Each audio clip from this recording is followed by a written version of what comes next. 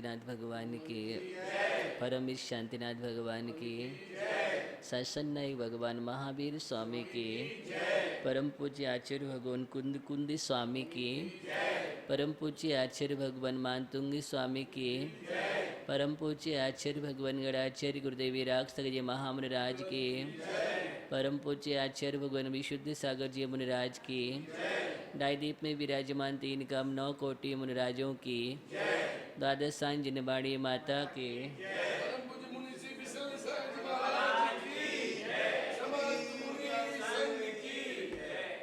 हम सभी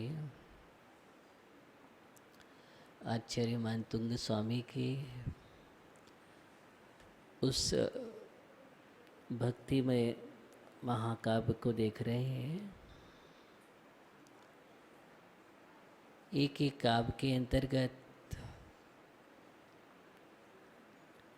आचार्य मानतुंग स्वामी वह रस प्रदान कर रहे हैं जिस रस के माध्यम से आत्मा के अंदर रसायन तैयार होता है, और एक ऐसा रसायन तैयार होता है कि जिस रसायन के प्रभाव से हमारी जो आत्मा है वह आत्मा परमात्मा बन जाते हैं। बाहर का रसायन जो होता है वह रसायन तो सोना बनाता है, लेकिन भक्ति का रसायन जो है वो भगवान बनाता है।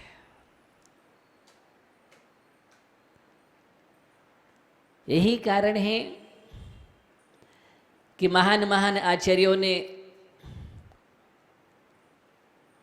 चाहे वो कितने भी बड़े अध्यात्म आचार्य हों, सभी ने भक्ति रस की चर्चा की है और डूब करके किए। हम भक्ति स्वोपयोग का सबसे बड़ा अवलंबन है। अशुभ से बचने का सबसे सुंदर अगर कोई उपाय है, आत्म परिणामों को प्रशस्त करने का अगर कोई हेतु है, तो उसका नाम भक्ति है।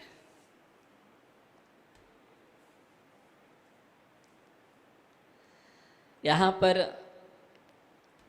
हम निरंतर अविराम बढ़ते हुए भाव दशा को सुंदर करते हुए, क्योंकि बात सत्य है कि मुझे भावों की दशा को ही अच्छा बनाना है। किसको? द्रव्य है, क्षेत्र है, काल है, भाव है, लेकिन अगर सब में कोई प्रधान है तो वो भाव है। द्रव्य भी भाव के लिए, क्षेत्र भी भाव के लिए, और काल भी भाव के लिए। तीनों हैं, लेकिन भावों की दशा नहीं है। तो ज्ञानियों, ध्यान रखना, हमारे पास मंदिर है, यहाँ बैठे हैं, हमारा द्रव्य भी अच्छा है, क्षेत्र स्थान भी अच्छा है, और काल भी अच्छा चल रहा है। ये तीनों अच्छे होने पर भी अगर भावों की दशा अच्छी नहीं है, भावों में प्रशस्ता नहीं है, तो आप ये मत सोचना कि हम मंदिर में बैठे हैं तो मुक्ति हो जाएगी। हम क्षेत्र पर बैठे हैं तो मुक्ति हो जाएगी। हम सही काल दशा में हैं नहीं, ये सब साधन है। साध्य हमारा भाव है, ये साधन है, साध्य हमारा भाव है। हम मुनि बन गए, व्रतों को धारण कर लिया, इन सब के बाद अगर वो भावों की उत्कृष्ट दशा तैयार नहीं हुई, शुद्धोपयोग की परिणति नहीं हुई, हमारा लक्ष्य शुद्धोपयोग की ओर नहीं गया, हमारा उपयोग निर्विकल्प समाधि की ओर नहीं गया, अपने अंदर में स्वभाव की ओर नहीं रहा, तो फिर मुक्ति नियामक नहीं।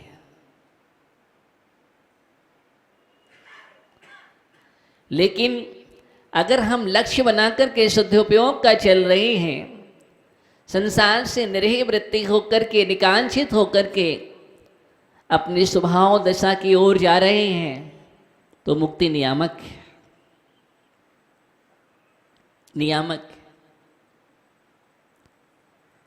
हमें जो मुद्रा जिसके लिए मिले हैं उसका उसी में उपयोग करना ही जीवन की सार्थकता है, उसका सदुपयोग है। और जो मुद्रा जिसके लिए मिली है उसका उपयोग उसमें नहीं करना एक कारण विपर्यास। ये विपर्यास अर्थात उसका दुरुपयोग है। आपके लिए ये मुद्रा, आपके लिए ये मुद्रा जो गृहस्थ की मुद्रा है, श्रावक की मुद्रा है, ये मुद्रा षट कर्तव्यों के लिए मिली।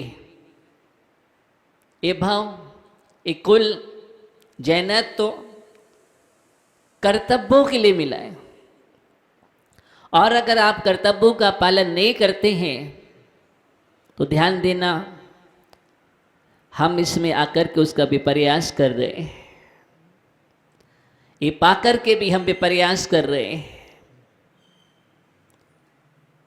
सद्विवेक प्रज्ञा का जागरण नहीं हुआ और आपने दृष्टि को नहीं मोड़ा, आप वही संसार ही देखते रहे, तो आचार्य कह रहे हैं तुम्हारा मनुष्य भव गया। वास्तव में जब हम छत्र चूड़ामणि की बात करते हैं तो आचार्य भगवान कहते हैं जो भक्ति है, जिन भक्ति सती मुक्ति, मुक्ति का कारण, मुक्ति का कारण है भगवान की भक्ति आराधना करना, कारण बतलाए गए हैं, प्रशस्त परिणामों में कारण बतलाए गए हैं, आत्म प्रदेशों को प्रशस्त और विशुद्ध करने में निमित्त बतलाई गई है। जो भक्ति में डूबने से डूबता नहीं है,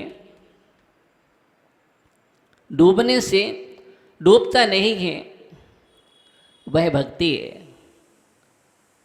लेकिन जब तक भक्ति में नहीं डूबोगे तब तक पार भी नहीं हो सकते हो। लेकिन ये डूबना नहीं है, इस संसार से उभरने का नाम है। गहराई तो दोनों में होते हैं, समुद्र में भी होते हैं और प्रभु के गुणों में भी होते हैं, गुरु के गुणों में भी होते हैं। गुरु के अंदर भी, प्रभु के अंदर भी गहराई है और समुद्र में भी गहराई है। बस दोनों में अगर कोई फर्क है तो यही फर्क है एक में डूबने से डूब जाता है गहराई में पाने से, और एक गहराई में उतरने से तर जाता है। अगर हम गुरु के गुणों, प्रभु के गुणों के गहराई में जाते हैं तो तरते हैं उतरने से, और वहां पर उतरने से डूबते हैं। बस इतना ही अंतर है अन्न में और वीतरागता में। इतना ही अंतर है। वीतरागता में हम वीतराग गुणों का जब पान करते हैं, वीतराग प्रभु के गुणों के गहराई में डूबते हैं, तो वहाँ संसार से तर जाते हैं, तारने में कारण बन जाती है भक्ति। और जब हम वीतराग दरबार को छोड़ करके अन्य स्थानों पर जाते हैं, जहाँ पर कोई संतोष नहीं मिलता है, संतुष्टि नहीं मिलती है, सुख नहीं, आनंद नहीं है, संसार का वर्धन होता है, लेकिन फिर भी हम वहाँ पर अपनी परिणति को ले जाते हैं, अपने उस दशा को ले जाते हैं, उस स्थिति को ले जाते हैं, तो हमें क्या मिलता है? ये उत्तमांग हमारा कहाँ कहाँ पहुँच जाता है। उत्तमांग कहाँ कहाँ पहुँच जाता है? बोले मस्तिष्क को कहते हैं, ऊट पटांग नहीं कहते, मस्तिष्क को उत्तमांग कहते हैं। और ये उत्तमांग जो है, जब उत्तम ही अंग कहा गया है, तो ये उत्तमांग सर्वोत्तम के लिए झुकना चाहिए। इसके लिए ये उत्तमांग हमारा सर्वोत्तम के लिए ही झुकता है। ये उत्तम जो है लोकोत्तम, लोक में कितने उत्तम हैं? 4 उत्तम हैं। तो उत्तमांग कहाँ जाता है हमारा? 4 लोकोत्तमा में जाता है। यही उत्तम है, इससे उत्तम उत्कृष्ट वस्तु नहीं है, इसलिए झुकेगा, नमन करेगा, आराधना करेगा तो 4 लोकोत्तमा की। किसकी करेगा? 4 लोकोत्तमा की करेगा। इसलिए आचार्य मानतु गोस्वामी भी 11वें काव्य में यही तो बतला रहे हैं कि उत्तम वही है, इसलिए उत्तम को देखो। विलोकनीयम, क्या शब्द दिया था? विलोकनीयम। अगर कोई विलोकन करने योग्य है, देखने के योग्य है, निरीक्षण करने के योग्य है, तो क्या है?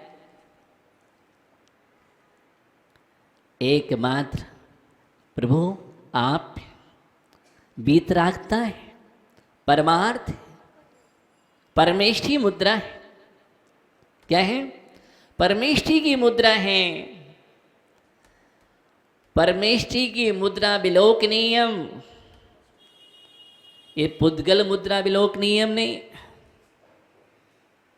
ना अवलोकनीयम। अभी तो हम उसको छोड़ के इसमें और इसके चक्कर में उसको भी छोड़ देते हैं।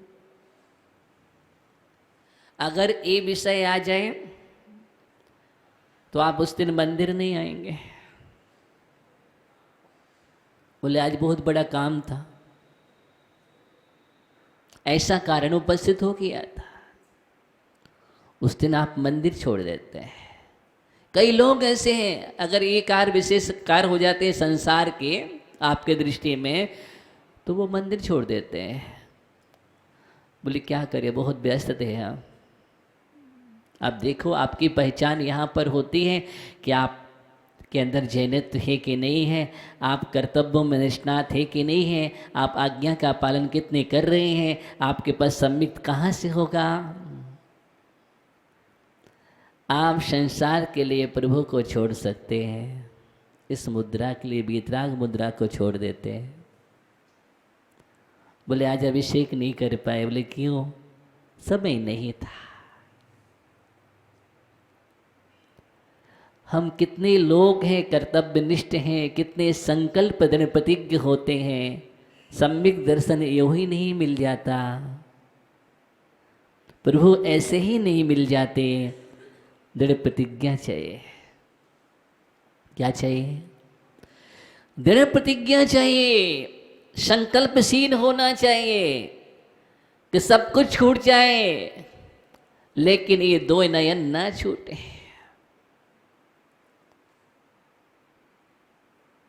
ये दो नयन ना छूटे। दो ही तो नेत्र है हमारे पास, एक प्रभु एक गुरु। ये दो आंखें हैं, दो आंखों से ही मोक्ष मार्ग दिखता है। लेकिन ये आंखें नहीं होती हैं तब हम चर्म चक्षुओं से देखते हैं, तो चर्म चक्षुओं में हमें यही मुद्रा दिखाई देती है।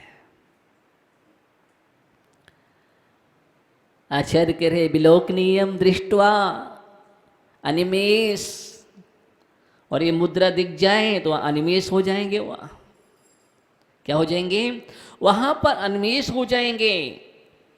और अगर कोई आपको दे जाए तो आप अपलक देखेंगे उसको। यहाँ तो आप अपलक नहीं हो पाएंगे, बार बार झपक जाएंगे, लेकिन वहाँ पर अपलक हो जाएगी। सोचिए क्या है तुम्हारे लिए विलोकनीय।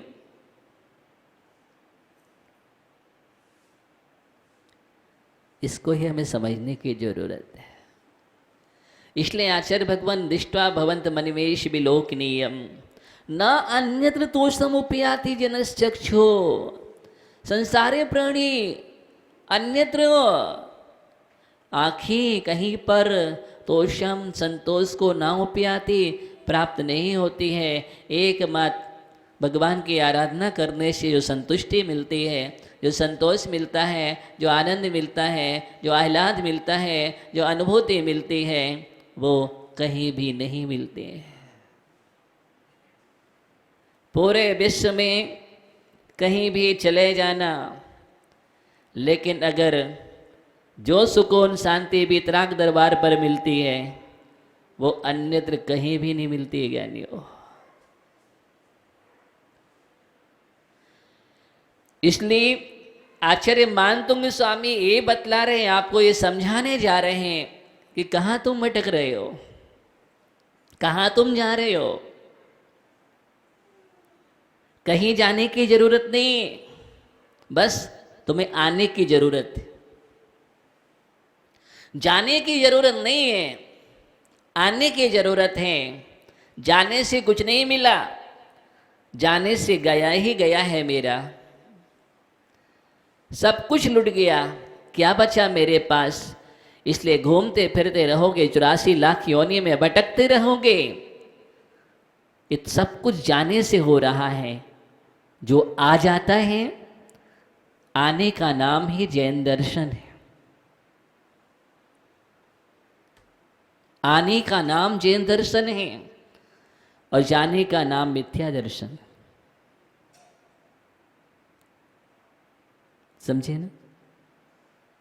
नहीं, आने का नाम लौटना है, मुझे वापसी करना है। हमने इस संसार में बहुत सैर किए, बहुत घूमे, हम पंख लगा करके उड़े हैं, लेकिन उड़ने के बाद क्या मिला? अंत में उस पंछी को अपने नीड़ में वापिस आना पड़ा।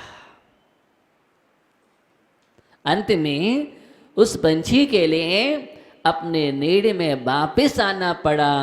पंछी लौटे नीड़ में, और नीड़ में ही वापस आने से मिलता है। अभी तक हमने कामना वासनाओं के पंख लगा करके संसार की सैर की है, और कामना वासना के पंख लगा करके मुझे कुछ नहीं मिला है। अंत में कामना वासना के पंखों को अलग करके देखो और वापिस आ जाओ अपने पास। मानतुंग स्वामी पुकार रहे हैं, यही कहने वाले हैं, ये कहीं नहीं अन्यत्र तो उसको प्राप्त नहीं होगा। राजा भोज, किसके लिए संबोधन है?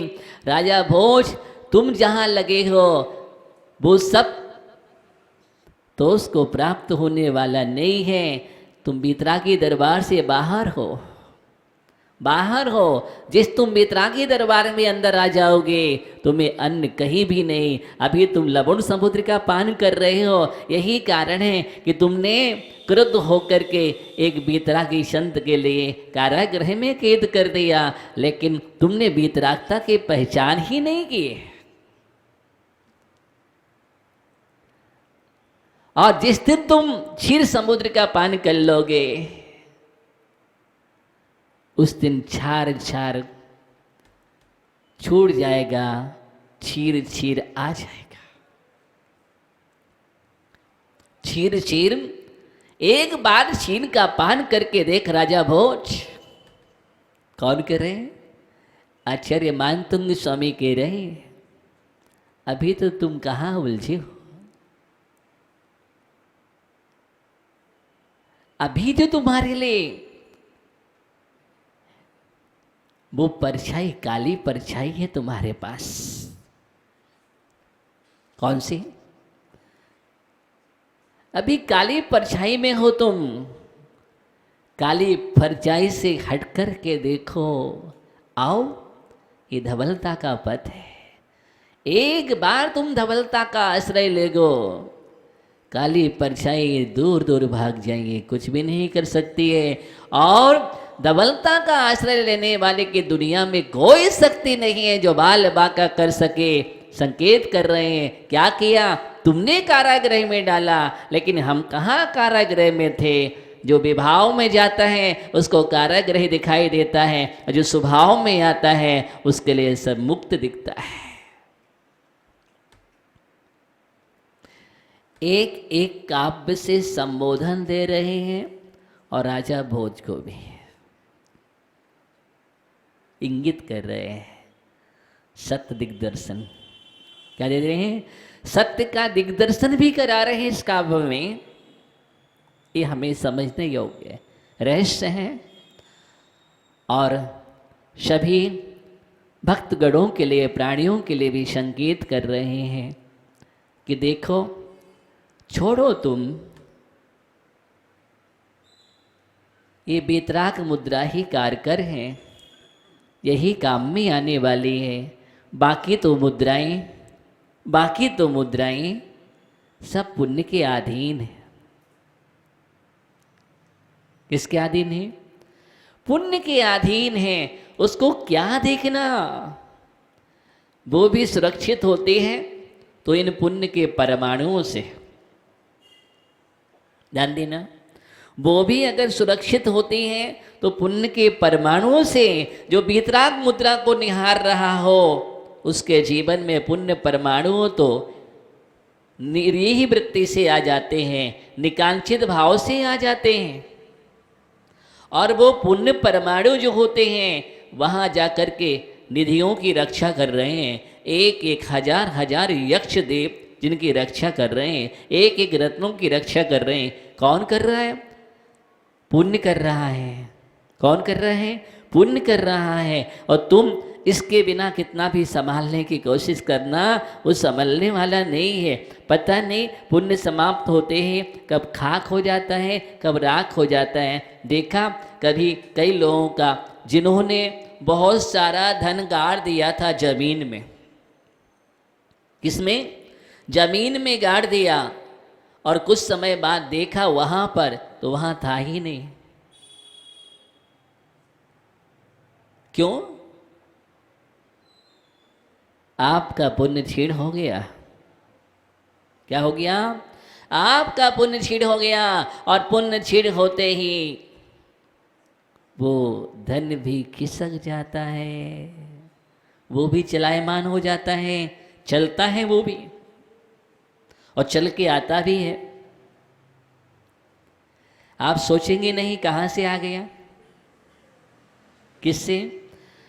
आपके पुण्य के परमाणु बढ़े, आपकी सत्ता में पुण्य आया, और पुण्य में वो आकर्षण शक्ति होती है कि दुनिया की श्रेष्ठ श्रेष्ठ संपत्ति को खींच लेती है। किसमें? वो पुण्य में शक्ति होती है और कहीं नहीं। मेरे कहने का मतलब समझना, कभी भी इसके चक्कर में इनको मत छोड़ना। चाहे कैसी भी परिस्थिति हो जाए, लेकिन नहीं, वीतराग भगवान के दर्शन तो करेंगे हम पहले, क्योंकि ये सबसे बड़ा प्रभात जीवन का है। सुप्रभात सबसे बड़ा मंगल अगर जीवन में है, इससे बड़ा मंगल नहीं। जिसने सुबह प्रातः काल उठ करके वीतरागता को, निर्गंध गुरुओं को निहारा हो, उसके जीवन में मंगल ही मंगल है। अगर पूर्वकृत कर्म के उदय से अमंगल आ गया तो वो अमंगल का हट जाता है। क्या? अमंगल का हट जाता है और मंगल ही मंगल हो जाता है। इसलिए जीवन में ध्यान रखो, जो कर्तव्य है कर्तव्यों को मत छोड़ो। पूजन करो, अभिषेक करो, कोई बात नहीं। यहाँ पर तुम समय दोगे, प्रशस्त वर्णाएं आएगी, पुण्य का संचार होगा, वहाँ पर पाप कट जाएगा। आप सोचेंगे, जो सोचेंगे वो नहीं, जो नहीं सोचेंगे उससे भी अधिक।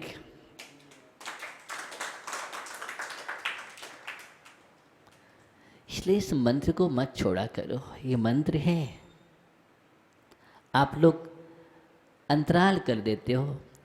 ये मंत्र ऐसा एक भी दिन नहीं होना चाहिए जिसका हमने जाप ना किया।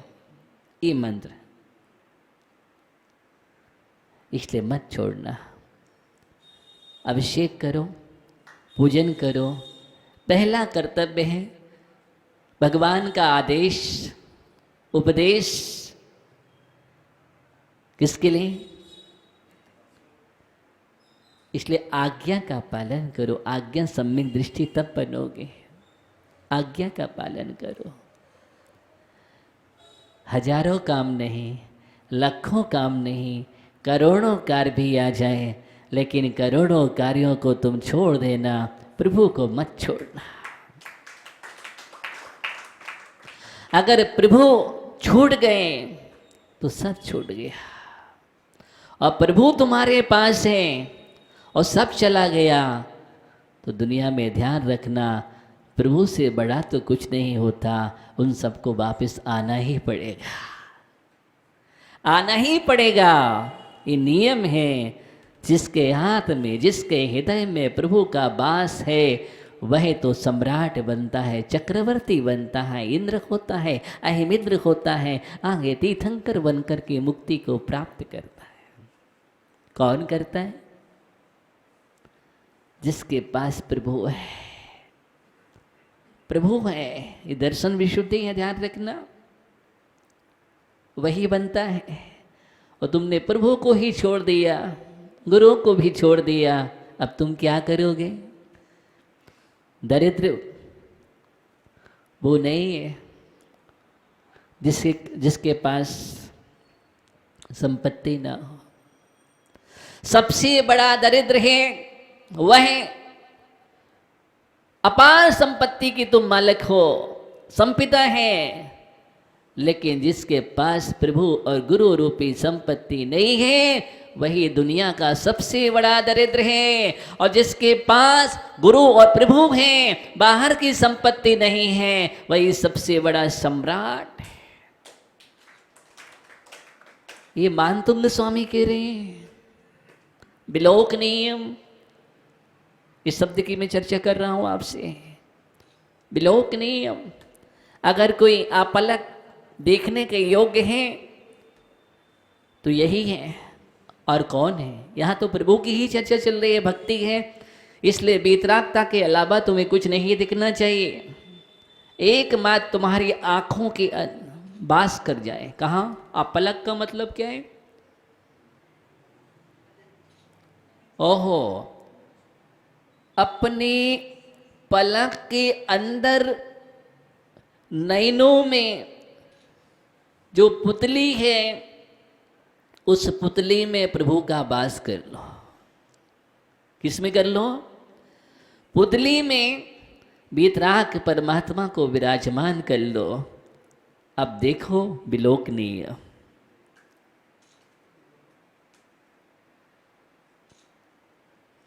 इसलिए आपके नेत्रों में वीतराग परमात्मा होना चाहिए। कितने गजब की बात आचार्य मानतुंग स्वामी कह रहे हैं। एक एक काव्य में इतना रहस्य भर दिया। भगवान की भक्ति की चर्चा जब करते हैं और एक एक काव्य में न्याय दर्शन की भी चर्चा है, सिद्धांत की भी चर्चा है, और अंत में पंछी लौटे नीड़ में भी, अर्थात विभाव से हटकर के स्वभाव में आने की बात कर रहे हैं। ये अध्यात्म है। ये क्या है? ये अध्यात्म है। और सिद्धांत गिर रहे हैं, कर्म विपाक की बात कर रहे हैं। तुम वितराग दरबार में रहो, ये तुम्हारा अशुभ प्रगतियों का विपाक चला जाएगा। क्या होगा? चला जाएगा। और जो अभी विष और हलाहल रूप हो रहा था वो घट जाएगा। चतुस्थानियों से द्विस्थानी हो जाएगा, पाप स्थानी जो पाप प्रगतियां हैं, और पुण्य प्रगतियां द्विस्थानी से चतुस्थानी हो जाएंगे। ये कर्म सिद्धांत की बात कर रहा हूं। ये रहस्य समझो। अनायास सब कुछ हो जाता है। आप सोचते हैं कैसे हो गया? कभी कभी किसी को खजाना मिल जाता है, कोई कोई हाथ लगाता है, रत्न हो जाते हैं। कोई किसी चीज में हाथ डालता है, तत्काल सफलता हो जाती है, मालो माल हो जाता है। इतनी जल्दी माला माल अमीर कैसे बन गया वो? यही रहस्य है। क्या है? यही रहस्य है। और बहुत लोग जिंदगी भर करते हैं, उनको नहीं मिलता है। ये भी रहस्य है।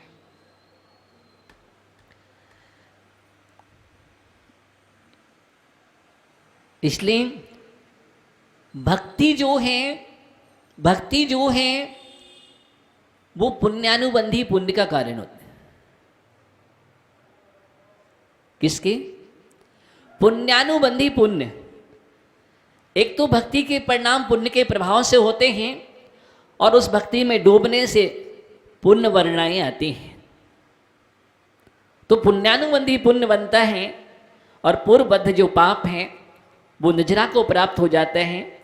आने के लिए जो तैयार है उसका संपर्क हो जाता है। असंख्यात गुड़ी निजरा होती हैं, विशुद्धि का संचार होता है प्रदेशों में, तो परमात्मा बनने का मार्ग प्रशस्त होता है। ये बहुलाभ है। कितने हैं? बहुलाभ है।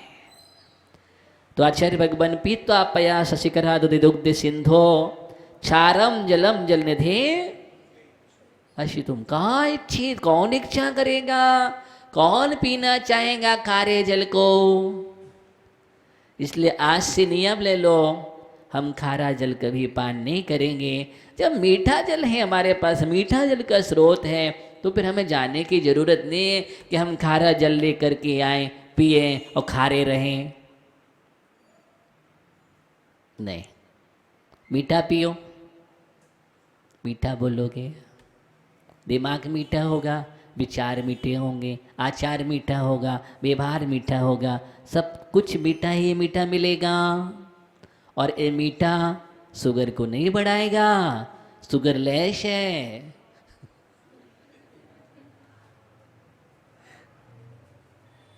भक्ति का मीठा, इसका ये भक्ति की मिठास है, ऐसी है। चलते अगला काव्य पढ़ते हैं। यह शांति रागी रुचि भी परमाणु विश्वम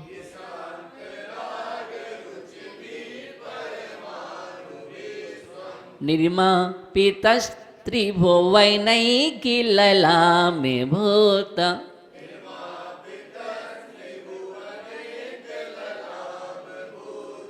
तावन्त एव खलु ते पिण्वः पृथिव्याम्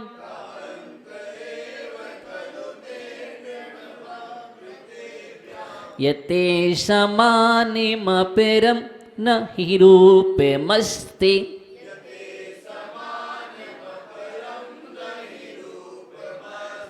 यही शान्तिरागिरुचिभिः परमाणुभिस्त्वम्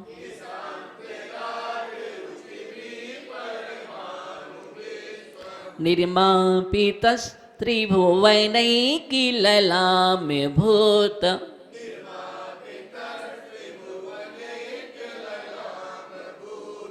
तावन्त एव खलु ते पिणवः पृथिव्याम्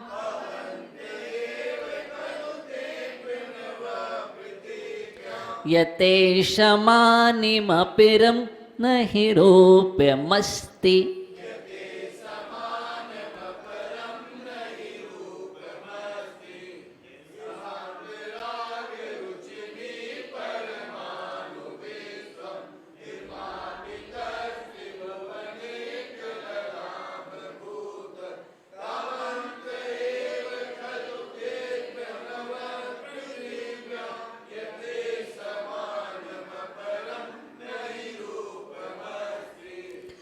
आचार्य मानतुंग स्वामी इसमें भगवान की भक्ति करते हुए कितनी गहराई में डूब जाते हैं। एकमात्र अपने आराध्य दिख रहे हैं नयनों में, नयन पथगामी। हाँ, मेरे नयनों के पथगामी आप ही हैं। और जहाँ पर नयन है और नयन भी नए के और सब कुछ नया नया है, कोई पुराना नहीं है। और भक्ति में जो उद्गार भी हैं वो भी नए नए उद्गार हो रहे हैं। प्रदेशों में आह्लाद और संचार भी नया नया है, जिसको हम अभूतपूर्व बोलते हैं। अपूर्व, जो भूत में नहीं हुआ, जो पूर्व में नहीं हुआ, ऐसा अपूर्व संचार भक्ति में डूब रहे। यही शांति राग रुचि भी परमाणु विष्णु निर्मापितः निर्मापितः परमाणु भी त्वम त्रिभुवन एक ललाम भूत। त्रिभुवन एक, त्रिभुवन में एकमात्र अद्वितीय आप ही है। त्रिभुवन तीनों लोकों में एक मात्र अगर अद्वितीय अगर कोई है, हे भगवान आप ही हैं। इसलिए आपके समान कोई नहीं है। हे त्रिभुवन में एकमात्र अद्वितीय ललाम भूत सौंदर्य धारक। ललाम माने सुंदर। कौन है? आप। सौंदर्य धारक, सौम्य मूर्ति धारक भगवान। यही शांत राग, यही ओहो जो या जिन शांत राग, शांत भावों के धारक, कांति वाले, रुचि भी सुंदर। रुचि भी माने सुंदर।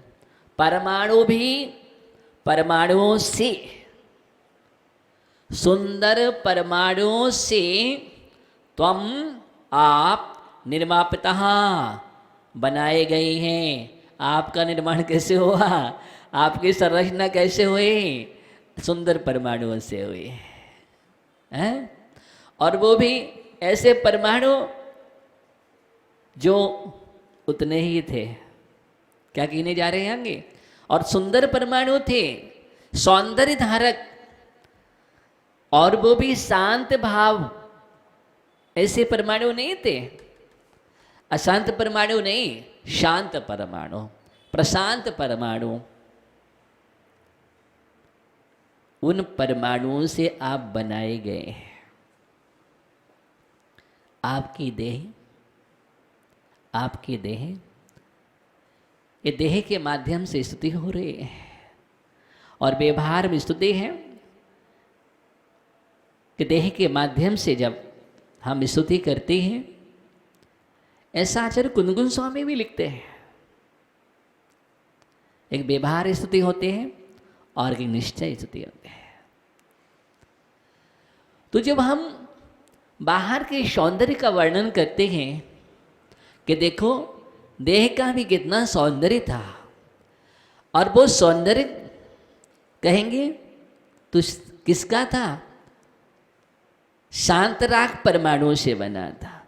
राग के परमाणु नहीं कहे, क्या कहने जा रहे हैं? वो परमाणु में वीतरागी थे। कैसे थे?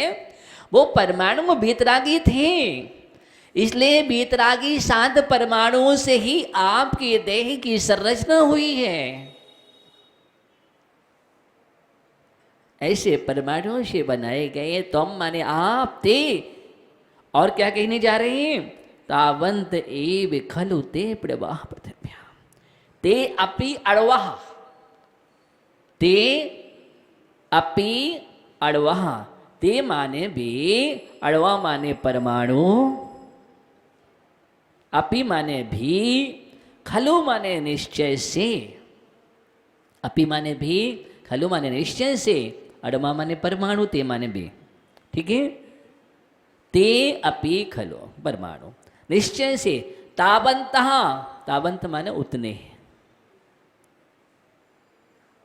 तावंतः उतने, यो ही थे, उतने ही थे, एकदम फिक्स थे, ज़्यादा नहीं थे कि कोई और का निर्माण हो सके, नहीं। उतने ही परमाणु थे जितने आपके शरीर में लग गए हैं। जितने परमाणु आपके शरीर में लग गए हैं उतने ही थे। यत्ते समान अपरम, समानम अपरम नहीं रूपमस्ति, रूपमस्ति। क्योंकि यत माने क्योंकि, पृथिव्याम पृथ्वी पर, इस धरती पर, अवनी पर, वसुंधरा पर, ते समानम आपके समान, अपरम दूसरा, रूप ही माने निश्चय से, ना माने नहीं, अस्ति माने है। आपके समान पृथ्वी पर, ते समानम आपके समान, अपरम माने दूसरा, रूपम माने रूप, ही माने निश्चय से, ना माने नहीं, अस्ति माने है। इस धरती पर, पृथ्वी पर आप जैसा कोई दूसरा रूप नहीं है। एकमात्र भुवन में आपका ही रूप है। क्यों? आपका रूप सुंदर क्यों है? क्योंकि आपका स्वरूप सुंदर है। क्या है? आपका स्वरूप सुंदर है, इसलिए रूप सुंदर है। स्वरूप की सुंदरता से रूप भी सुंदर हो जाता है। कहने चाह रहे हैं वो सुंदर सुंदर परमाणु आपके पास ही एकत्रित होकर के आए और उन सुंदर वीतरागी शांत परमाणुओं से आपकी सुंदर काया का, इसलिए कामदेव से भी अति सुंदर आप हैं। कैसे हैं?